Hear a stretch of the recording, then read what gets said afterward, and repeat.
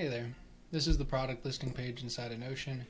It's ideal to have two separate databases, one for your products where you get the work done, and another for the listings, because that allows you to post to other platforms other than just using the same material for every platform you use on. Put it into something like the product listing, show the different marketplaces you have, and then you can post to as many different marketplaces as your heart contents, however many pop up, however many drop down. You still have your main product page where it shows you the status and how built out something is with a description of what that product does. And then you have the listings to write specific material in the way that those marketplaces like to read. I'll show you what I mean. Because we have multiple product listing, that allows us to add the marketplaces section so that if we come in here, we can see all the different marketplaces we have, and some of these have listings, some of these don't, but we have a full record of what's important to us at this moment.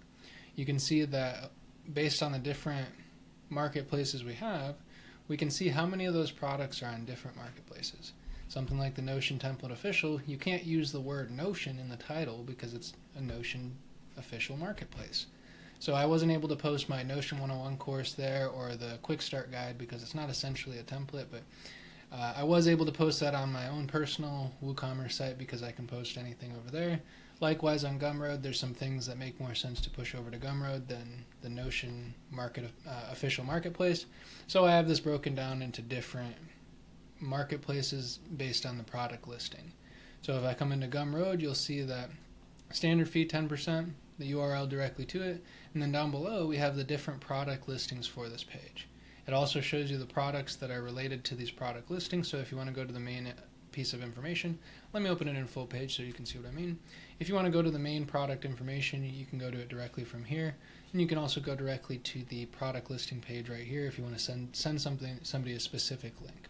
Very simple to use. Let's take it back up to the marketplace tracker. So any of these, if I wanted to see them, I still have to go into them and find them that way. Or you could go to the top level page where you have all of your product listings and scroll down to see the different sections.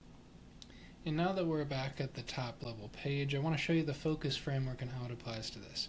If you're unfamiliar with the focus framework, go ahead and take a look at the focus framework video, which goes over how that actually works. But each of these pages has a sub page where if you wanted to focus in on the important products, you can click into them and see all of your important products right from a single focus page.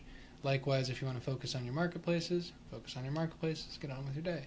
Down below, it's broken into the consistent 3 sections where you have your status views, your processing view, so basically how to get them where they need to be or fill in information that's not quite filled out.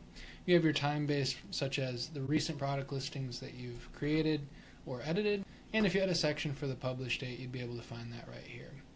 And then below you have category based. So if I want to see product listings by the marketplace, by the product, by the price, availability condition, or if they're unpublished or published, I can do that down below. They all have a focus view where whenever I click into any of these, let's go to product listing processing, we're able to get the information where it's supposed to be, get on with our day. So that's the focus view, and it's a very convenient way to organize anything where you have the main view and then the information is hidden behind a toggle so it doesn't affect load speed until we open that up. Gotta love the lazy loading feature Notion put in here, don't we? But that's really it for the product listings. I have a single button that inside the WooCommerce exporter I press and it syncs over to my WooCommerce page, so anything that I put inside the product listing will sync over and I don't really have to duplicate, no copy and paste. Just put it inside a Notion and sync it everywhere I want. This is the product listing page. I hope it's interesting to you. We can do it for any e-commerce site, whether that be physical or virtual products. This is how we do it for Notion templates and how it can apply to everybody else. Inside of each of these pages, you can see all the details if you want to look at them.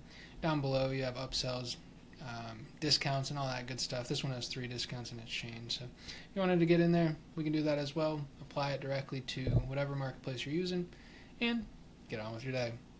That's about it. Hope this was interesting to you. If you have any questions, reach out and I'll answer them. Talk to you later.